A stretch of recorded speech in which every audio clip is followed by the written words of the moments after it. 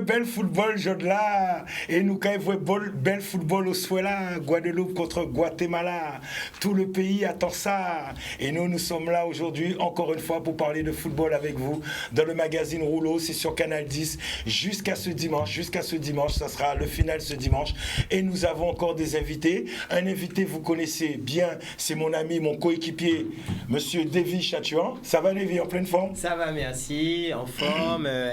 Qui a eu un beau match cet après-midi, donc ça va.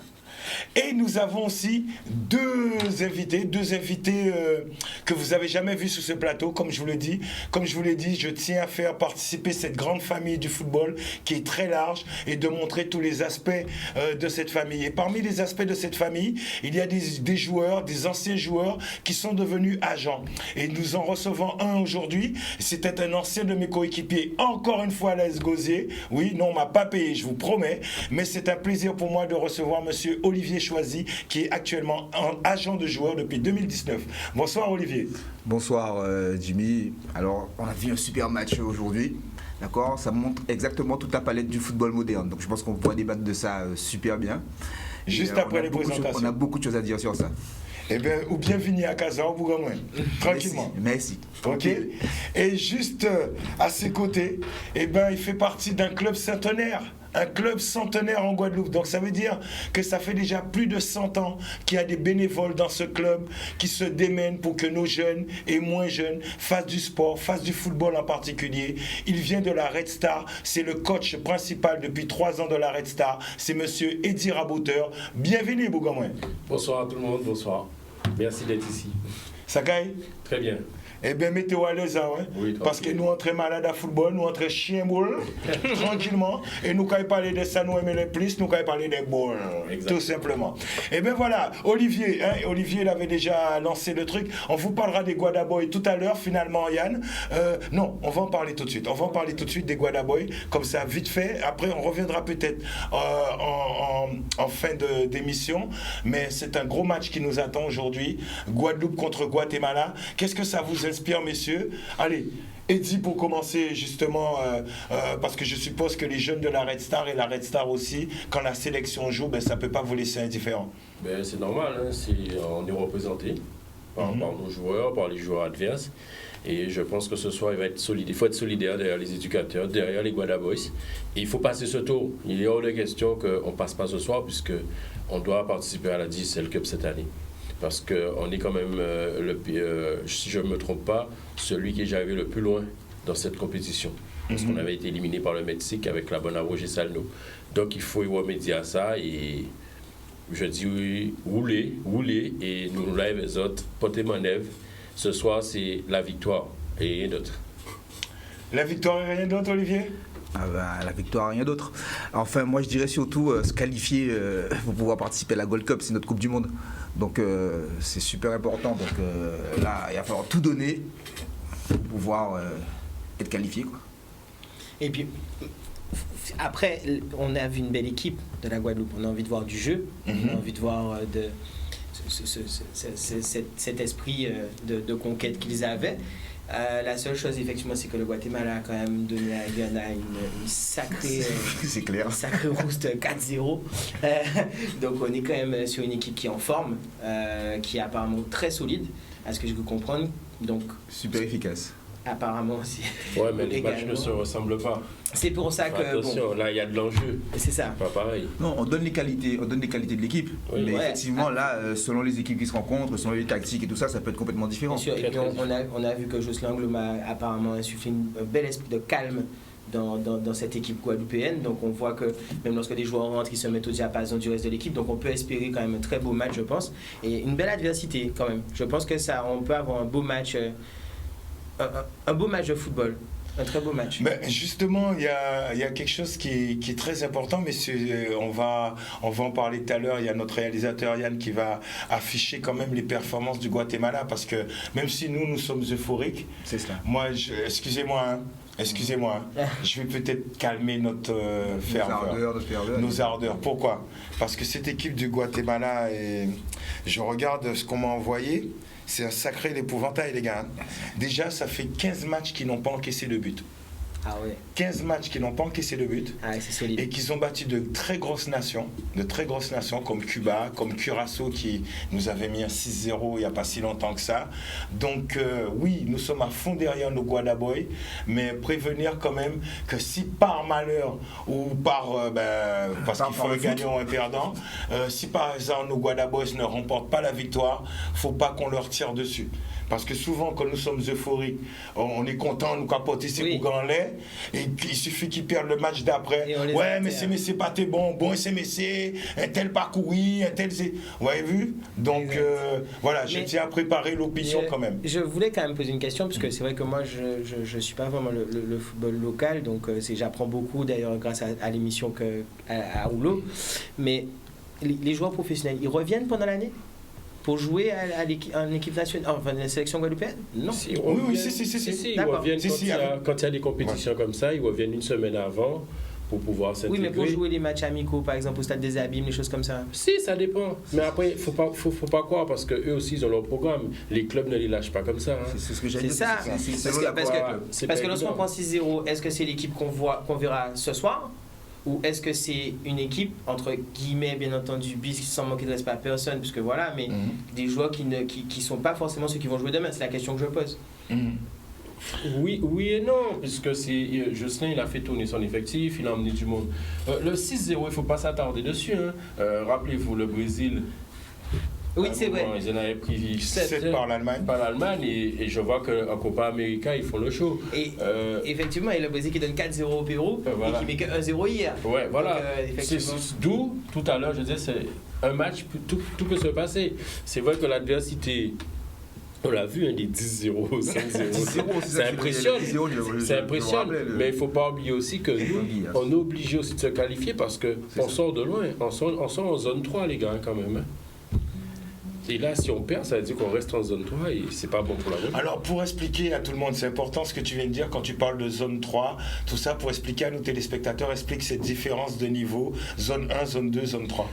C'est-à-dire qu'au niveau de la Caraïbe, il y a des classements comme mondial. Et zone 3, c'est la plus basse, c'est-à-dire qu'on rencontre des équipes comme Bahamas, ceci, cela. Et quand on est en zone 3, on ne peut pas être qualifié directement pour la Gold Cup. Donc, du coup, on passe plus de tours aussi pour la prochaine. Tandis que quand on est en zone 1, on va directement. C'est le cas de la Martinique actuellement qui a su se qualifier directement pour la Gold Cup. Donc moi je pense qu'avec le football qu'on déploie actuellement en Guadeloupe, c'est pas notre place. Voilà. Normalement on doit être plus haut. Oui, on doit être plus haut. Bon, il s'est passé quelque chose, Jocelyn est arrivé, on lui a fait confiance, il a reconstruit l'équipe, il y a beaucoup de jeunes. On est derrière eux et comme tu as dit tout à l'heure, si ça passe pas, il faut continuer à travailler et non critiquer. Exactement. Yann, on va refaire un petit focus sur le Guatemala pour bien expliquer aux gens les derniers résultats. Ils sont impressionnants quand même. Hein. Ah ouais. Et c'est pour ça, moi je veux bien que les gens voient ça parce que comme ça, si nous gagnons, qu'ils mesurent aussi l'exploit que c'est que de battre le Guatemala. Donc, regardez, si tu peux mettre Yann, on a vu qu'ils ont battu effectivement en juin 2019, ils ont battu Guatemala en Guilla, il y a eu 10-0. En juin 2019, Porto Rico, Guatemala 5-0. À Porto Rico, à Anguilla, ils ont battu Anguilla 5-0. Au match retour, ils ont battu Porto Rico 5-0. Ils ont encore battu Porto Rico 1-0. Nicaragua 1-0. Cuba 1-0. Les îles Vierges 3-0. Guatemala et Saint-Vincent, 10-0. Les mecs, ils y vont pas de mots morts. Curaçao, Guatemala, quand même 0-0. Et Salvador, Guatemala 0-0, Guatemala, Guyana 4-0. Alors je voudrais m'arrêter sur Curaçao et Salvador parce que... Ils étaient dans notre poule. Voilà, et c'était des équipes contre qui on a souffert quand même. Ah oui. C'est contre ces équipes-là qui fait qu'on descend en zone 3. C'est après ces défaites-là. Donc attention, c'est vrai que c'est costaud, mais il faut y aller. Bon, on n'a pas le choix. Mais ce que disait Davy, avec tout le respect qu'on a pour nos joueurs qui jouent en R1 et qui sont très bons et qu'on est content de voir, c'était pas exactement la même équipe non plus. Si, il y a quoi? C'est les mêmes. Hein. Il y a le gardien du CSM, il y a toujours Anne Rose. C'est toujours les postes que les mêmes pros qui viennent avec le statut guadeloupéen qui est là. Hein. C'est pas... On est sur la même équipe. Pas totalement, mais à 3-4 joueurs près. Mais par contre, le Phaéton, qui n'était pas là, maintenant qui apporte un peu de 109. Pour le coup, il a été très très remuant contre. Voilà. Et, il y a Malpo qui est entré. Quand il est entré, pourtant il jouait en 1. Mais, il a montré que voilà. J'ai cru comprendre que ce n'est pas réellement son niveau la R1 de ce que j'ai entendu des commentaires. Voilà, c'est ça. Parce que j'ai cru comprendre que Malpo, il était là un peu en tant qu'extraterrestre de la R1. Qui revenait de formation en France, si j'ai bien compris. Non, il n'a pas pu finir tchèque, en fait. D'accord, il n'a pas pu finir le commentateur. Oui, mais son niveau restait R1 puisqu'il a fait une saison On peut le voir dans les stats tous les week-ends. Mais donc, si j'ai bien compris, Jocelyn Angloma est arrivé après la défaite 6-0 contre le Curaçao précédemment. Non, d'accord. Non, mais il a vraiment. J'apprends, je pense que la défaite a fait que tout le monde a fait un peu de recul, réfléchir et dire voilà, on ne va pas repartir avec les mêmes choses, il faut refaire quelque chose. On est déjà en zone 3, il faut l'accepter et créer quelque chose et avec des jeunes préparés. Parce que de toutes les façons, même si on est qualifié, il ne faut pas se leurrer, on n'ira pas gagner la Gold Cup cette année. Non, mais on n'attend pas ça. Non, mais participer. C'est pas participer. C'est emmener des jeunes talentueux, mais des jeunes d'avenir pour progresser, progresser, et peut-être dans 2 ans, eh bien oui. Et moi je dirais aussi être vu. Parce qu'il y a une sacrée visibilité sur la Gold Cup. Là, c'est l'agent qui parle. Oui, c'est ça. C'est ça. Je redis ce que j'ai dit, l'économie du foot, c'est ce qui peut faire vivre notre football. Donc, c'est intéressant d'entendre qu'effectivement, il y a une visibilité pour nos joueurs. C'est très important, l'économie du foot, pour la passion foot. Mais c'est pas vivre vraiment. C'est pas que la Gold Cup. Quelle que soit la compétition, il est âgé, il le sait. Hein. Même le match le plus bas de niveau en région parisienne, il faut qu'il aille voir. C'est pas tout le monde qui a du talent qui joue au haut niveau. Exactement. Des fois, il y a des pépites qui sont dans le football de quartier, dans des ligues de district. Alors, c'est vrai, mais bon, je vais quand même nuancer ça, parce qu'il y a quand même beaucoup de filtres. Alors, il y en a qui échappent, mais d'accord, mais généralement, si tu sais qu'il y a un champ de manguier quelque part, tu vas pas aller chercher peut-être la meilleure manguier là-bas, mais tu vas aller vers le champ de manguier. Donc c'est vrai qu'il y en a qui passent au travers, c'est bien, mais quand même il y a des filtres. Et généralement les clubs, ils n'ont pas le temps d'aller voir les plus petits matchs. Donc ils sont quand même sur les grosses compétitions, ils sont là. Mais c'est vrai, je suis totalement d'accord avec toi, il y a plein de pépites qui passent au travers. Et surtout qu'au niveau du mental, après un joueur de 15 ans n'est pas forcément un même joueur à 18 ans et un même joueur plus tard. Donc il y a beaucoup de choses qui évoluent, donc il y en a qui passent au travers. Nous, en Guadeloupe par exemple, on a beaucoup de talent. D'accord, on a beaucoup de talent, mais on a un travail qui commence à être fait et qui est pas si mal. Mais on rattrape plus ou moins le retard, parce qu'il va arriver un jour où quand on aura rattrapé le retard, le talent qu'on a en Guadeloupe, parce qu'on a beaucoup de talent, d'accord, il va pouvoir vraiment être vu et exploser. Pourquoi je dis ça? Parce qu'en fait, le talent on l'a, mais pour l'instant on essaie d'avoir le travail, ce qu'il y a partout ailleurs. Et les clubs partout dans le monde, eux, ils sont déjà en avance sur le travail qui est fait, sur le travail tactique, nanani, nanana. Aujourd'hui, c'est pour ça que je parle de filtre. On a le pôle espoir, il y a d'autres structures, il y a tout ça. Et au fur et à mesure, on rattrape. Et parce que du talent, on en a. Parce que nous, en fait, nous, quand jouer boule, et nous faut en boule. Et maintenant, il faut que de boule en nous mettre boule en nous en football. C'est important. Et bien voilà, c'est très bien d'avoir conclu le thème des Guada Boys. Là, on a vraiment fait le thème des Guada Boys. On reviendra sur le football local en fin d'émission, puisqu'on parlera de la Red Star et de ton rôle aussi d'agent qui, là, on note, là, c'est pas du football local. Là, on est déjà dans l'international. Je me rappelle, ne me relance pas, parce que sinon, on ne pourra pas passer au thème suivant. Mais je me rappelle d'un coup de fil de ta part où il y avait un joueur argentin que tu étais en train de... que tu cherchais à transférer, et voilà, tu étais dans les affaires, tout simplement. On en parlera tout à l'heure. Là, tout de suite, on bascule, on va se passer en mode euro, on va se mettre quart de demi-finale. On a vu Italie-Espagne, mais comme on se met en mode euro, vous avez remarqué que j'ai mis volontairement mon maillot à l'envers. C'est pour saluer mon petit frère, le général, je l'appelle général maintenant. De soldat, il est passé à général. Marcus Thuram, que je salue bien, qui est dans son pays, qui se repose bien. On salue toute la famille. Mariana, see you, ainsi que tous les membres de sa famille se reposent tranquillement et il repartira bientôt, très bientôt, pour faire une nouvelle saison, j'espère qu'il sera très brillante. Alors messieurs, Italie-Espagne. Alors qu'avez-vous retenu de ce match? Olivier, vous êtes chaud tout à l'heure là pour parler d'Italie-Espagne déjà. Et quand je vous avais dit déjà, je vous ai envoyé les textos ce matin, comme avec tous mes invités, je vous avais dit de bien observer les équipes et en premier nous parlerons du match et de la tactique. Alors, expression libre pour vous messieurs, on commence avec Olivier. Alors moi, peut-être on va parler tout à l'heure, mais pour expliquer la tactique, moi, je suis parti avant parce que je voulais arriver, donc j'ai pas vu qui qu'on a nommé homme du match, d'accord. Mais moi, si je devais donner un homme du match, je dirais Mancini. C'était Chiesa. Coach italien. C'était Chiesa. Oui, mais je pense que c'était Chiesa parce qu'il a marqué le but, ils ont gagné. Donc voilà. Mais moi, je dirais Mancini parce que généralement, c'est pas le coach. Non, on est d'accord. Et c'est pour rentrer en mode tactique. Voilà, tu vas nous expliquer. Voilà, parce que pour moi, en football, il n'y a pas vraiment de hasard.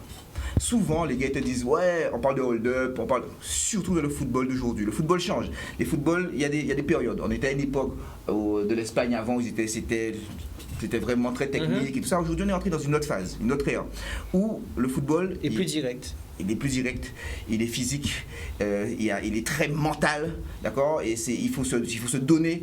Donc, avoir du talent ne suffit plus. On le voit avec même le Barça et Messi, tout ça. C'est pour ça parce que maintenant, on est sur autre chose. D'accord. Et c'est pour ça que comme nous, j'aime bien la différence entre boule et football. Nous aimons boule. Parce que donc, on aime voir les belles choses, les beaux gestes et tout ça. Aujourd'hui, c'est plus suffisant. Ouais. Aujourd'hui, on est sur des choses complètement différentes. Donc, quand on regarde une équipe comme l'Espagne, d'accord, c'est pour ça que je parlais de tactique. En termes tactique, au départ, les deux ont voulu jouer, avoir la position de balle, parce que c'était deux équipes qui étaient au niveau. On est aujourd'hui dans un autre championnat par rapport aux poules, d'accord. L'Espagne, on sait qu'ils avaient la position de balle. 70%. Voilà. Ah ouais. Et l'Italie, c'était quand même les seconds. Donc, ils sont venus au départ, ils sont venus pour s'affronter. Parce qu'ils voulaient tous les deux faire du jeu. Et là où Mancini a été fort, c'est que quand il a compris qu'effectivement l'Espagne était bien plus talentueuse au niveau ballon, parce qu'il ne faut pas dire talentueuse, au niveau ballon, et circulation de ballon et tout ça, et que ça passait mieux, il est passé à autre chose. Il est passé en Ligue 1. Quand je dis en Ligue 1, ça veut dire que voilà, devant le bloc PSG, tu vois, bloc bas. Exactement. Voilà. Et ça, il faut savoir le faire. Il faut savoir se rendre compte de ça. Et c'est là où je dis que pour moi, l'homme du match, c'est Mancini. Là, il est descendu en bloc bas et il a joué sur ce qu'il pouvait faire. Et il a... Exactement, et je comprends totalement le point de vue d'Olivier, puisque quand il parle tu prends la parole quand tu veux, hein, parce que c'est habitué, c'est habitué, j'avoue ça. Du hold-up et tout, effectivement, contrairement à ce que je pouvais penser, l'Espagne, c'est pas finalement eux qui ont failli faire un hold-up, c'est l'Italie qui a failli faire un hold-up, parce qu'effectivement, j'ai beaucoup pensé à toi cet après-midi. Effectivement, non mais et en songez ça, parce que ça dit moi ça dit. Mais Mancini, quand même, tu vois ce que je veux dire. Mais effectivement, Mancini voulait faire le hold-up si on regarde le match dès le début, parce qu'il a mis un pressing très haut, il voulait marquer tout. C'est vrai. Les 10 premières minutes m'ont étonné, ils les ont étouffés. Et après, Mancini, c'est un vieux de la vieille, il sait très bien qu'à un moment, il ne peut pas continuer à presser comme ça. Ah ouais, qu'est-ce qu'il a fait? Il va éclater l'équipe. Il a mis ses deux lignes de 4 derrière. Et puis, il a attendu. Surtout dans une fin de compétition. Le but arrive au bon moment pour lui. Ça qui fait que l'Espagne puise pour pouvoir égaliser. Et on a vu à la fin, même pour taper les pénaltys, les gars, ils avaient même plus dur. Et là, on a vu le niveau aussi, hein, parce que l'Espagne n'a pas fait beaucoup d'erreurs. Et justement, c'est ça que j'allais vite. Hein. C'est ça que j'allais vous dire. Quand il y a une opportunité, c'est rentré. C'est ça que j'allais vous dire, parce que quand on regarde la physionomie du match, le match qui s'est déroulé et le match qu'on avait prévu, c'est pas tout à fait ça. Ah parce qu'on ne s'attendait pas, même si on savait que l'Espagne allait confisquer le ballon, la technique espagnole allait faire mal, mais on s'attendait à ce qu'elle soit moins efficace. À un moment, quand même, je trouve que l'Espagne, ils ont bien fatigué les Italiens, énormément. et qu'à la fin de la première prolongation, les Italiens, ils n'en menaient pas large Ah non, physiquement. pas du Non. tout. Alors, Je suis très d'accord avec toi parce qu'en fait, l'Espagne, lors des matchs précédents, ils étaient sur une position de balle, mais on parle de position de balle, mais c'est stérile. C'est C'est-à-dire stérile, c'est stérile sur le extrêmement côté, tout stérile, ça. je suis En d'accord. fait, Aujourd'hui, c'était très c'est efficace. pas du Ah vrai oui. football. Mais c'est là où est la différence parce que quand tu joues contre un bloc bas, d'accord, quand tu joues contre un bloc bas, donc tu attends, tu construis et tout ça. Tandis que là, au début du match, en première mi-temps, les deux équipes ont joué. Donc les deux équipes se mettent vraiment au niveau parce qu'il y a des joueurs de vraie valeur. Et là, l'Espagne a augmenté son niveau parce que là aussi,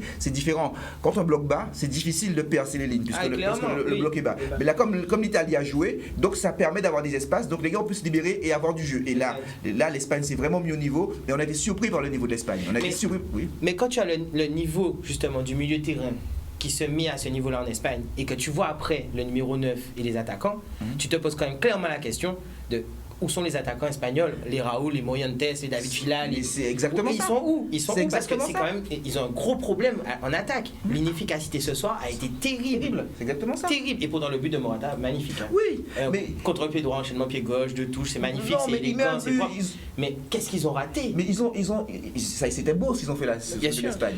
Mais réellement, vu comment, parce que pour moi l'Espagne a dominé l'Italie, d'accord, Vous savez on l'a que vu. Cette équipe-là, elle a été championne En d'Europe en espoir. espoir, oui, voilà. Ça date pas d'aujourd'hui. Oui. Donc quand tu me dis où sont Internet, ils sont là. Sauf qu'aujourd'hui, ça passe pas.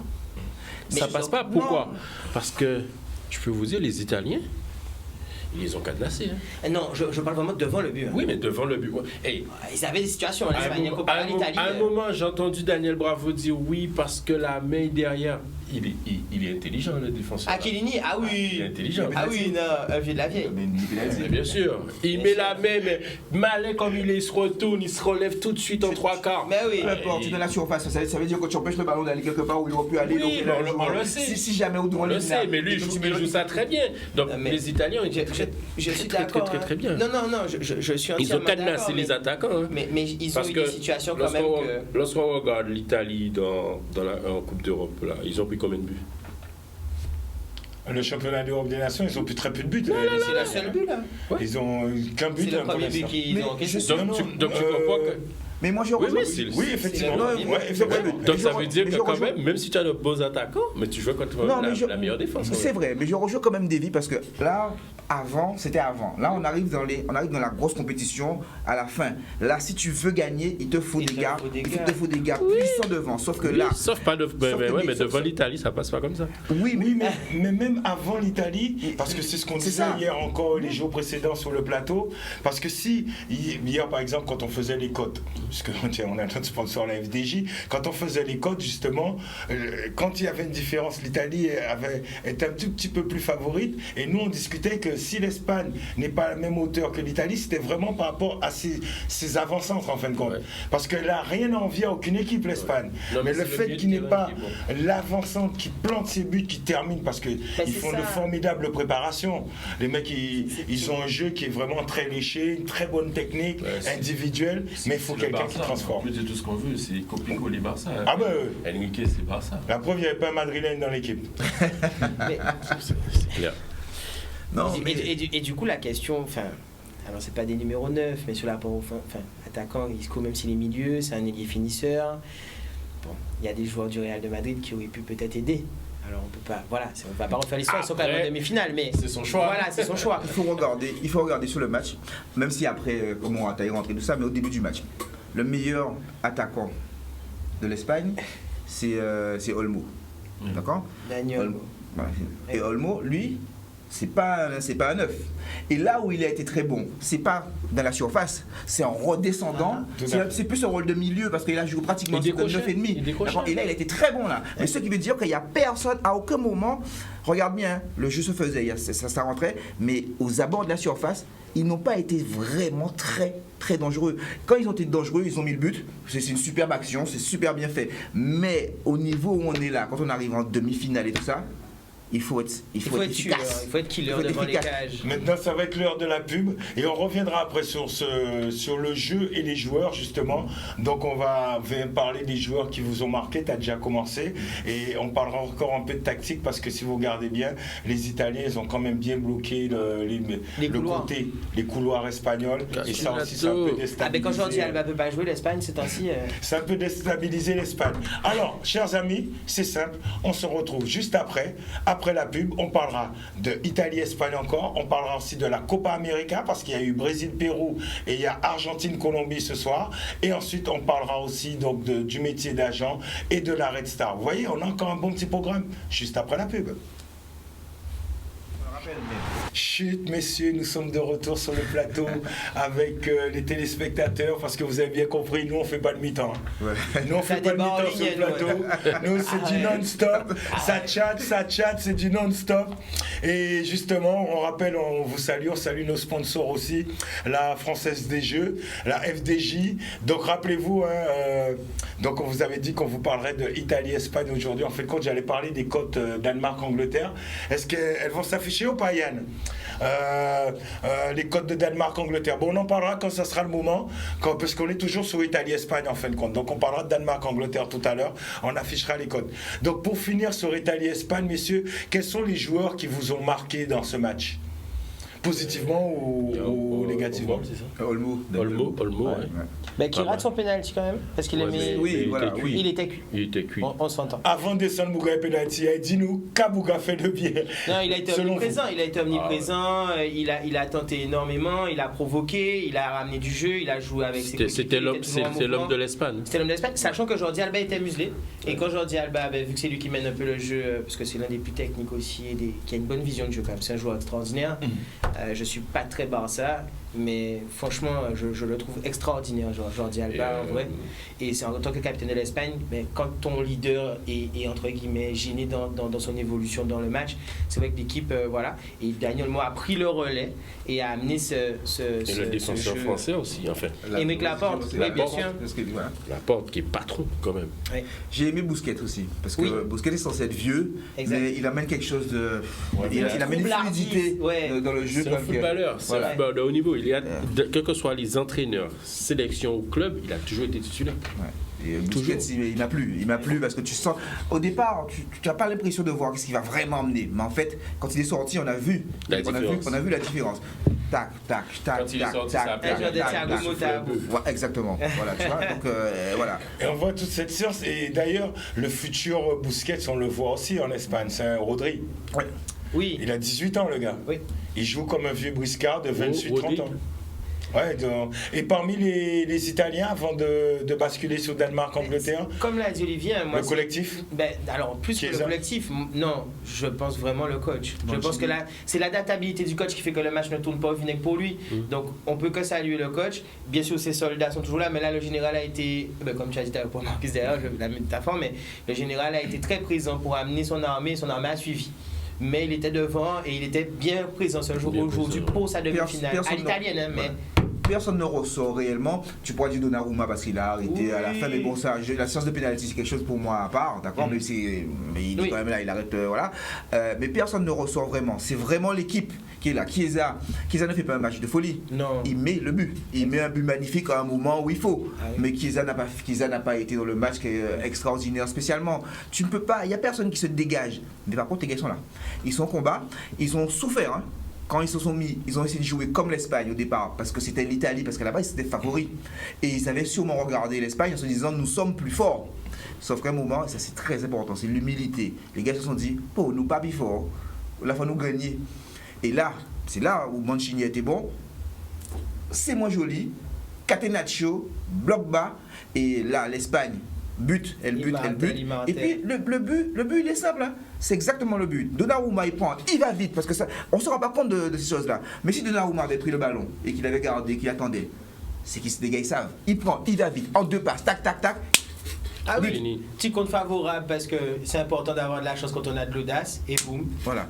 Et la rapidité d'exécution de Chiesa quand même. Non, c'est magnifique. C'est ça que je dis, c'est magnifique. Ah oui, c'est magnifique. C'est exceptionnel. C'est magnifique, voilà. Et à noter, parce qu'on parle souvent de la belle histoire des Thuram, mais il y a une belle histoire aussi du côté de l'Italie avec les Chiesa, parce qu'il faut se rappeler que Federico Chiesa, qui marque en ce moment, c'est le fils de Enrico Chiesa, qui était l'un des redoutables avant-centres aussi de l'équipe d'Italie, et qui était comme son fils, il marquait des buts, obsédé par le but et tout. Et c'est ça qu'on trouve, cette différence entre l'Italie et l'Espagne quand même. C'est-à-dire que les Italiens, ok, leur jeu peut évoluer de telle ou telle manière, mais il y a certains postes quand même où on sent qu'il y a toujours du monde. Ah oui. Le poste d'avant-centre. Ah oui, Pippo Et Inzaghi. bien sûr les arrières centraux. Et les Altobelli, Paolo Rossi, Pippo Inzaghi, les Maldini, les Nesta, tu vois, il y a toute une tradition d'arrière centrale, les Baresi, tout ça, et une tradition d'attaquants très efficaces. Et ça aujourd'hui, c'est très important. Tu as besoin de vrais leaders. Et il y en a un qui fait partie du staff avec Mancini, c'est Vialli.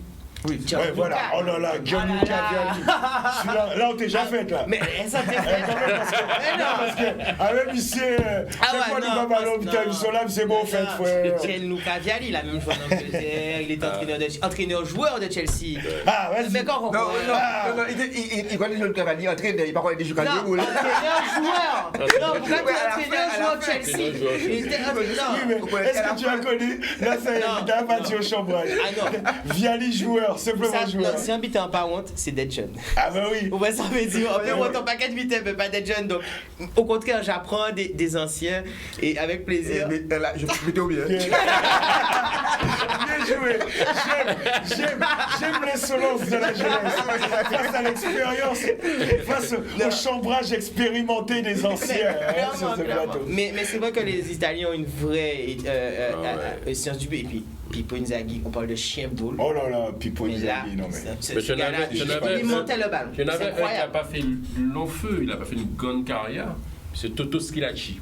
Oui, Toto. Oui, tout à fait. Alors lui, c'était un renard de surface. Oui, mais tu es en train de perdre des vies là, tu parles de 86. Ah ouais, non. Mais j'apprends. Je savais même pas qu'il y avait un autre Schilacci. Il tape Google. Mais il y a deux Schilacci, donc là j'apprends qu'il y a un deuxième. Enfin, un premier d'ailleurs. Schilacci, c'est à Monaco. Exact, bien sûr. Et de Toto Schilacci, justement, on va traverser, on va aller à la Manche, on va traverser la Manche, on va rester à Wembley, puisque le match de toute façon il est à Wembley aujourd'hui, et on bascule pour Danemark-Angleterre. Danemark-Angleterre, messieurs. Bon, l'Angleterre est archi favori, alors on va le prendre à l'envers. Qui espère ou croit à une victoire du Danemark? Moi. Dis-nous pourquoi. Parce que c'est un peu comme l'Italie aujourd'hui, ce sera une équipe qui va jouer. Il n'y aura pas d'individualité. Et vous regardez le Danemark, depuis qu'ils ont perdu leur capitaine, là, malheureusement, sur Eriksen. Ouais, Eriksen. Ça lâche rien. Ça lâche rien, ils ont faim, ils ont envie de prouver des choses, et ils sont là. Alors, moi ce que je dirais, c'est-à-dire qu'en principe, l'Angleterre est censée être plus forte que le Danemark et est censée gagner. C'est clair. Mais on revient, parce que quand on parle de ça, on oublie que le football a changé. Et je reviens à ce que je disais avant, c'est qu'aujourd'hui, le Danemark, c'est l'essence du football d'aujourd'hui, où les gars, ils se donnent à fond. Déjà il n'y a plus de joueurs, il y a plus de joueurs tocards, d'accord? Tous les gars savent manier le ballon, ils savent jouer. Donc quand ils sont en équipe et qu'ils se transcendent, tes petits gars qui sont bons, eh ben... Voilà, donc il va y avoir un vrai match. Et si jamais l'Angleterre vient, comme je disais, en beau gosse, ils vont être surpris. Parce que le Danemark, eux, ils savent qu'ils ne sont pas beaux gosses. Ils sont en mode viking. Ah oui. Voilà. Conquérant. Voilà. Donc ils vont y aller à fond et ça peut faire la différence. Mais je suis d'accord avec vous deux. D'ailleurs, moi j'espère même une petite victoire du Danemark, ça serait beau. Et même une confrontation Italie-Danemark en finale, ça serait beau. Mais je pense pas que l'Angleterre va prendre de haut l'équipe. Je pense que l'Angleterre a... Je pense pas qu'ils vont avoir cette prétention. Surtout qu'ils ont rien gagné. Ils ont rien gagné. Et surtout que le début du tournoi n'était pas non plus exceptionnel. Et là, ils ont une équipe pour quand même faire quelque chose. Moi, je veux que l'Angleterre gagne. Pourquoi? Parce que j'ai envie de voir une finale. Italie-Angleterre à l'ancienne. Elle est très belle. C'est ça. C'est ça. J'avoue, j'ai le cœur danois. Mais footballistiquement, et pour une belle finale, une belle affiche, C'est vrai que Italie-Angleterre, ça pèse lourd. Mais rappelez-vous que chaque euro, il y a une surprise. Exact. Mais oui, non, Moi, non, je c'est pense clair. souvent à Grèce 2004. Ah, la Grèce, là, Ah ouais, Grèce 2004, moi, ça t'as avait été un les choc. tomates sur le moule. Ah ouais, mais franchement, ça a choqué, moi. Tu t'es né? Oui, Non, mais, je venais non, d'avoir non, mais- 18 ans. Voilà. Non, mais en plus, non, pourquoi le Grèce 2004 choque parce qu'il n'y avait pas de jeu. C'est ça. C'était vraiment les mecs, c'est vous gâtez marré, bloc bas. Et c'était Et moche coup de à pied- voir, Et but ouais. sur coup de pied Ah oui. arrêté, quoi. Ah oui. Mais c'était des. Mais c'était le terrible. football, c'était un peu le football d'aujourd'hui avec moins de talent. Mais les gars, ils s'arrêtaient pas. Ah oui, Ils ah oui, s'arrêtaient par pas, contre, tu ils vois. ne s'arrêtaient pas, Ah, effectivement. Non, on reste pas trop longtemps sur 2004. Non, non, Franchement, non, Oulou non, ne non. mérite pas ça. Oulou. C'est clair, c'était proche. Alors qu'on doit encore parler de la Copa América, on peut faire même nous parler des footballs en nous qui étaient Ah oui, 2004. c'est clair, Et d'accord. justement, sur Danemark-Angleterre, puisque le match n'a pas encore eu lieu, bon, on a donné nos points de vue, on peut basculer sur la Copa América. Oui, nous pas de ça demain. Hein, tranquillement, c'est ça, on oui. bascule sur la Copa América parce qu'il y a bien beaucoup sûr. de Brésil en Brésil, Guadeloupe. oui, oui. Et je salue, non, je ne vais pas le dire ça. Il faut que je fasse attention à ce qu'on me dit des fois en off. Et je salue un grand supporter brésilien qui se reconnaîtra avec qui j'étais cet après-midi. Voilà. Lui, c'est un grand supporter brésilien depuis sa naissance. Salut! Et donc voilà, Brésil-Pérou, 1-0 pour le Brésil. Yann, on bascule sur la Copa América. On va voir quelques images, on va voir quelques highlights pendant qu'on discute. Alors je suppose, ce Brésil-Pérou, c'était pas si facile quand même sur le Brésil. Je sais pas si vous avez vu le match. Le gardien parce fait un grand match. voilà, qui le gardien Péruvien. péruvien. Mais ils auraient pu égaliser aussi à un moment. Bon, enfin bref. Mais 1-0 seulement pour le Brésil, c'était juste quand même, messieurs, non? La défense, on l'attaque pas, on l'aime. On voudrait juste le voir tout le temps comme ça. ça, ouais. Je suis fan, hein. Avec des amoureux comme vous, quand même, je me méfie. Non, mais faut savoir. Je La plaisante. monnaie pas aveugle, Je mon ami. plaisante. Je plaisante. C'est simplement, c'est la fameuse phrase Bien sûr. avec des amis comme toi, on n'a pas On n'a pas besoin besoin d'ennemis. Tu vois? Non, moi, quand on voit que Neymar joue seul, des fois, moi je crois que c'est une manière polie à sa manière de dire que les coéquipiers qui sont autour de lui ne sont pas au niveau. Parce que quand vous regardez bien, quand Neymar joue collectif, c'est que les joueurs à côté sont des super joueurs. Quand il arrête de jouer collectif, c'est que Bouga commençait bon. Là, on commençait bas Bouga, des différences de niveau. Je ne veux pas nommer certains noms de Ah, joueurs tu du peux, Paris hein, Saint-Germain.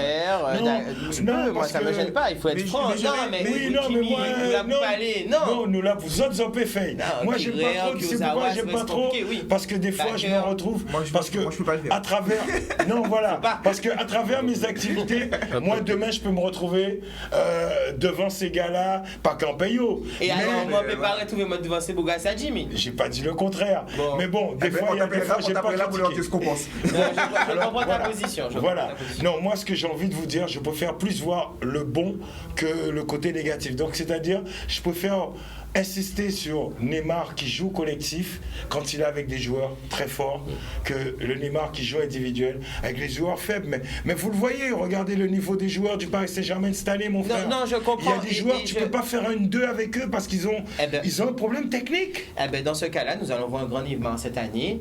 Si effectivement Oui. le recrutement du PSG se passe comme prévu et c'est en train de se passer comme prévu, Oui. là, on en reparlera, je l'espère, Oui. cette année. Voilà, mais en tout cas, j'attends du grand Neymar. Là, si on parle de joueurs autour, le PSG fait ce qu'il faut. Mbappé, d'ailleurs, s'il veut pas un tir qui peut aller, ça pas un problème, on va accepter. On est content qu'il nous a aidé déjà quelques années. Mais le PSG a un gros projet. Neymar a signé encore pour 4 ans, je crois, si je dis pas de bêtises. Là, j'attends du Neymar, sérieusement. Il s'est adapté maintenant à la France. Il a dit qu'il est heureux maintenant. On y va. Comment tu fais à chaque fois pour que tu m'emmènes vers le Paris Saint-Germain? Mais non. Et alors qu'on est en Copa América. Nous sommes en Amérique du Sud. Nous sommes en Amérique du Sud. Ah, mais- Et justement, non, on a parlait de digressé Neymar, un peu ouais. sur la Ligue 1. Mais justement, pour digresser vraiment sur la Ligue 1, on a vu une belle entente. Et c'est ce qu'on voit. C'est pour ça que je tenais à montrer cette image que Yann, je voudrais que tu la remontes, s'il te plaît, Yann. C'est l'image de Paqueta et Neymar. Bien sûr. Ces deux-là s'entendent vraiment bien. Ben, bien sûr. Mais c'est pas parce qu'ils jouent dans des clubs pas. Oui, mais c'est Non, ce non, qu'il non, y a, non, c'est j'ai pas pas ce dit qu'il y a. que c'était Ah, anormal, c'est au bien, contraire. voilà. Je voulais juste faire un focus focus sur là-dessus oui. et de dire que Neymar et Paqueta, qui Ça se sont, trouve bien. voilà, s'entendent très bien Ça se trouve et bien. voilà, pour Oui. des joueurs de Ligue 1. Mais c'est vrai que le Brésil Paqueta peut global. venir à Paris, c'est ça donc, Bon, après, tous les joueurs peuvent venir à Paris s'ils sont bons. Là, quand je vois Casimiro, ce qu'il produit dans le match contre le Pérou, j'ai trouvé un très bon Casimiro. Et on n'a pas forcément. C'est lui qui tenait quand même le milieu de terrain du Real cette année. Ah ouais. Voilà, donc c'est vrai qu'il est au diapason. Mais tu l'as aujourd'hui Mais, avec Wajnadoum, c'est- je pense. Oui, mais aujourd'hui, tu vois, quand je vois le Mais c'est Brésil. moi qui l'ai emmené sur Paris, là c'est de ma Ah, faute. non, mais quand je vois le Brésil jouer comme ça me fait plaisir de revoir un Brésil jouer au football, une équipe, pas attendre un Neymar chaud. Je vois Gabriel Jesus qui est toujours au niveau. Ce joueur, enfin, on n'en parle pas beaucoup, mais c'est un joueur qu'il soit remplaçant, qu'il soit titulaire. Le gars, il se donne à fond. Il est là pour son travail. Tu sais qu'il est venu, comme tu dis, hein, pour gagner. Il n'est pas venu jouer. Et en fait, à City, il a amené à un moment donné où Koun était moins bon, où il n'y avait pas forcément la profondeur de banc à l'époque. C'était lui qui tenait l'attaque de City. Tu vois, donc aujourd'hui, le Brésil avait une vraie équipe à surveiller, je pense, pour la Coupe du Monde 2022 au Qatar. Et je les vois bien arriver au bout de cette Copa América. En tout cas, c'est tout le mal que je leur souhaite vu le jeu qu'ils produisent. Mais justement, si l'Argentine se qualifie contre la Colombie, ce que tout le monde espère, Ouais, oui. ça nous donne... Même Neymar, il espère. Mais Ah, bah oui, tout le monde veut voir un Brésil-Argentine, Eddy. Ouais, mais bien sûr. Ça fait remonter les idées, ça déjà à l'affiche aussi. Copa América, Brésil, Argentine, C'est ce qu'on attend. C'est l'affiche quoi. Oui, c'est ce qu'on attend. C'est ce qu'on attend. Et on verra du beau jeu en plus. Oui. Parce que l'Argentine aussi, ça joue. Hein. Et un Messi ressuscité, messieurs. Il c'est était le temps. Messi, hein. Non, mais il était temps. Il était Le super Messi est de puissant. retour. Bon, je dirais comme Messi quand même, il a comme Cristiano Ronaldo, ils ont quand même, c'est peut-être plus les mêmes, mais les stats sont là. Hein. Toujours. Donc, ils sont là, hein. Ouais, Ils ont- ouais. même si on Y dit a il est pas- moins y a bon, pas il est moins photo. ci, il est moins ça, mais quand tu regardes Il le n'y a nombre pas de buts, photo, c'est ils des sont là. machines. Ils sont là. Hein. Mais c'est incroyable quand même. Il suffit de faire la C'est vidange vrai. et ça passe. C'est vrai, faudra que... Ils ont des downs quand même, je pense, liés à l'âge et tout. Et puis beaucoup de joueurs qui changent autour d'eux, et puis la etc. musique. Mais J'aime pas trop entendre parler de l'âge. je comprends, mais la forme physique Il de y a l'âge, Cristiano versus Messi, mais malgré ça, il y a quand même les charges de travail. on est d'accord. Mais Il y là, a pas de- les gars, il faut bien comprendre que Messi, là, il n'a pas de contrat, là. Donc, il doit se faire voir C'est pas faux. pour trouver un club. Non, mais c'est pas faux parce que non, non, Messi les- est déjà au Barça, Mais les gars. non. Messi est déjà au Non, Barça. juste C'était une boutade, petite parenthèse Mais Barça. si, j'ai Alors, bien compris. moi, je suis pas forcément Un très agent chaud. comme toi n'allait pas faire des voix comme ça. Je Je ne suis t'écoute, pas Eddy, forcément excuse-moi. très chaud. Non, il n'y a pas de problème. Je ne suis pas forcément très chaud sur le Messi au PSG. Ça, c'est mon point de vue personnel. Par contre, ce qui est sûr, c'est que le Barça n'a pas les moyens de payer Messi actuellement et que s'ils ne dégraissent pas leur masse salariale, ils ne peuvent pas signer Messi. Donc, Moi, j'y crois pas. non, je te Moi, dis. je crois que les gars, ils vont s'endetter, le roi. Tu sais, en Espagne, t'as déjà vu priori, ouais. les blocs. Moi, La moi, Catalogne, c'est un écoute, État dans moi, l'État. La Banque d'Espagne va lâcher de Bon, l'argent. C'est pas mais que la oui. banque, c'est pas que la banque. Moi, pour avoir vécu des trucs à Barcelone, je peux te dire qu'il n'ira nulle part. Ouais. On préfère Tu dis quand même- dégraisser, comme tu dis, l'équipe. Ouais, oui, et c'est lui, ça. il restera là. Ouais, Le jour où Messi ne joue plus au Barça, à mon avis, il y a un problème au niveau du football à Barcelone. La ville même a un problème. Après, j'avoue que moi, C'est je comme préfère que la CR7 statue. Ah oui, c'est. Qu'est-ce que t'as dit, David? Je préfère que CR7 vienne au PSG. Petite parenthèse encore. Moi, c'est vrai. j'aime bien CR7, donc qui viennent apporter un peu de professionnalisme à mes joueurs aussi. Après, pour moi, c'est du Ça marketing, me fait tout du ça. bien. Oui. Moi, à Paris, Ah j'ai oui. voulu déjà que Mbappé puisse rester, ce serait bien. Alors, puisqu'on parle de transfert, ben justement, ben la transition est toute faite hein, pour parler d'agent. Justement, alors, Olivier, comment devient-on agent? Moi, je t'ai connu, comme je l'ai dit, joueur de division d'honneur ici en Guadeloupe. Tu avais déjà joué aussi en France. Et comment es-tu devenu agent? Explique. Ben, alors, pour devenir agent, surtout en France, c'est simple. C'est un métier réglementé, donc tu dois passer un diplôme. D'accord. C'est un diplôme FFF, donc Fédération Française de Football, que j'ai passé, qui est quand même assez compliqué. Justement, on généralement. trouve quoi comme discipline, pour passer ces diplômes, on trouve quoi dedans? Explique. Alors, c'est en deux parties. Ok. D'accord. Et ça surprend parce qu'on pense qu'on parle de football, mais on ne parle pas vraiment de football en fait. Management. Alors, la première partie, ce n'est que du droit. D'accord. Donc les avocats passent, beaucoup d'avocats passent ce diplôme et il y en a qui l'ont pas, d'accord, la première partie. Et donc tu fais tous les droits. Tous les droits, droit du sport, et droit des affaires, droit de... On passe tous les droits. La première partie, ce n'est que du droit. Et après, on est en deuxième partie. Et pour arriver à la deuxième partie, il faut réussir la première partie.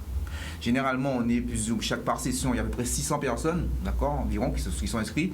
Et à la fin, il y a 20 personnes par session qui ont la licence. D'accord.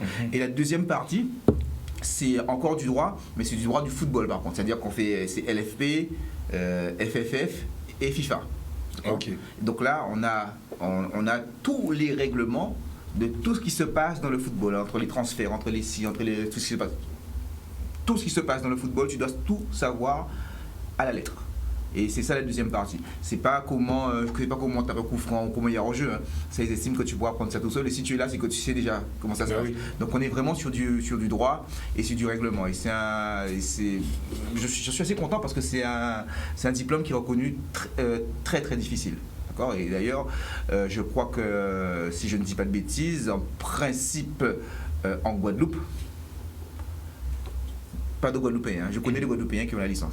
Aujourd'hui, il y a à peu près 500 personnes qui ont une licence en France. D'accord. Ok. Et en Guadeloupe, puisque moi j'estime que j'habite en Guadeloupe et que je suis de la Guadeloupe, je pense être le seul. Voilà. Ok. Voilà. Il y a Zubar qui l'a passé. Ronald. Ronald comment? Zubar. De quand? Il était à... Ancien Marseillais. Il l'a passé. Il l'a. Oui, je crois. Alors ça, je ne sais pas. Faudrait que je vérifie, mais c'est toujours ce que je dis. Je t'ai pas dit Guadeloupéen.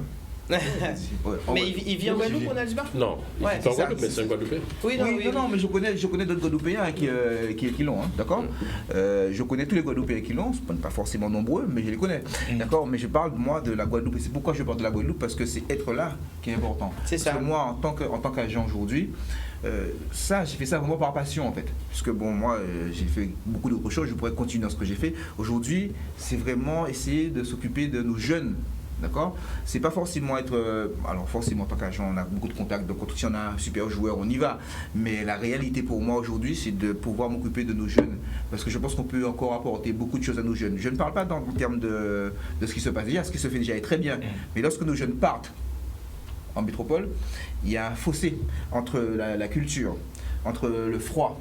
Et la culture, c'est très important. Et l'éloignement familial. C'est ce que j'allais te dire, l'éloignement familial. C'est terrible ça. Donc il y a tout un accompagnement. Il y a tout un accompagnement. Il faut se rendre compte quand même que d'être Guadeloupéen, quand tu arrives quand même dans peu importe le domaine et que tu passes par l'étape France tout seul, où c'est là où effectivement avoir des Guadeloupéens qui t'accueillent et qui t'aident, ça c'est vraiment bien. Les associations, c'est comme ça qu'elles naissaient. Ne pas partir trop tôt. Exact. Voilà. Ben, c'est pour ça qu'il faut les infrastructures ici aussi. Après, ne pas partir trop tôt. Il y a tôt et tôt, parce qu'il y a un cursus. C'est-à-dire que, bon, après, une fois arrivé au lycée, c'est-à-dire après le collège, donc à 15 ans, il faut que tu ailles en centre. Si tu pars après, tu es déjà c'est plus compliqué. D'accord. Donc, parce que les autres, ils sont là, ils sont en France. Sauf qu'ils ont leurs parents à côté, ils habitent à côté, donc ils sont encore dans une structure familiale. Nous, on est à 8000 km, on n'a pas le choix. Mais si on part à 18 ans et tout ça, mais... C'est plus compliqué, mais ça dépend pour qui. Parce que tout le monde n'est pas fait pareil. Non mais c'est pas comme ça qu'il faut voir les choses. Pourquoi je dis ça? Je comprends ce que tu dis, et ce n'est pas faux ce que tu dis. Mais on ne regarde pas un sujet avec des exceptions. Voilà. On regarde un sujet globalement. Alors il y en a 2 ou 3 qui vont réussir comme ça et autrement, et tant mieux. Et tant mieux parce que quand on regarde, beaucoup sont partis très tard et ont réussi. Voilà. Mais il ne faut pas se focaliser sur ça. Mais il faut regarder ce qui se passe, ce qui se fait. Et ce qui se fait, c'est pas ça. Donc on regarde ce qui se fait, on s'adapte à ce qui se fait et on met des choses en place pour que nos jeunes puissent réussir. C'est ça qui est important. Donc aujourd'hui, il nous faut des structures pour que lorsque nos jeunes partent, ils soient suivis. Les agents, il y en a plein et tout ça, parce qu'il n'y a pas que les agents français. D'accord, mais il y a des agents qui sont en Espagne et tout ça. Sauf qu'ils ne maîtrisent pas, ils ne connaissent pas nos joueurs. D'accord. Ils ne connaissent pas nos spécificités, exactement. Même jusqu'à un moment, si l'enfant a envie de manger un colombo, je dis c'est tout bête, hein. Ça a l'air tout bête. C'est important. Voilà. Se sentir aussi, avoir une famille sur Paris, quelqu'un sur qui il peut compter. En fait, se sentir chez soi à l'extérieur. À l'extérieur. C'est ça. Être Mais suivi. en gros, donc moi ce que j'entends, si je peux me permettre, c'est un centre de formation positionné en France avec un canal privilégié pour nos jeunes Guadeloupéens entre guillemets. Et ensuite, on se confronte un peu aux équipes là-bas et on les fait revenir pour donner leur expérience, etc. ici. C'est ce que j'entends. Non, pas spécialement. Non, c'est pas ça. C'est-à-dire que ici, les gars, le cursus, c'est qu'ils passent par le Pôle Espoir, d'accord. Bien sûr. Parce que le Pôle Espoir, c'est la structure FFF. Et après, ils sont repérés par les centres de formation des clubs pro.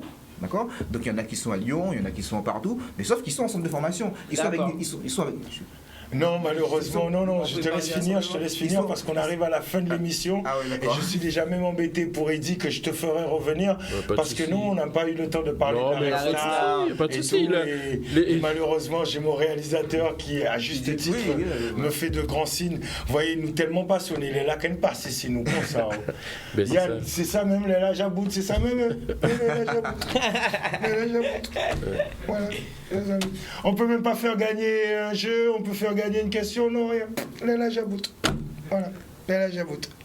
Chers amis, c'est avec un grand sourire quand même que je vous dis au revoir, mais pas comme ça. Je laisse quand même un petit peu de conclusion à nos invités, donc messieurs. Eddy, pour commencer. Eh bien, super, hein. On apprend des choses.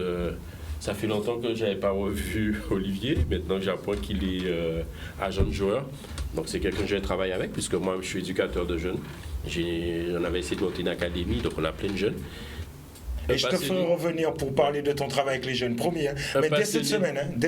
Un passionné de foot qui continue comme ça. Et Jimmy, on connaît depuis des années le travail que tu fais. Donc... Nous j'aime bien jouer au boule. Ben voilà. Alors... De cash à faire au championnat, de division d'honneur, effectivement. Donc bravo à Oulo et continuez de travailler comme ça, les gars. Super. Mais merci. On remercie notre sponsor, on remercie toute l'équipe de Canal aussi, on remercie Yann à la réalisation.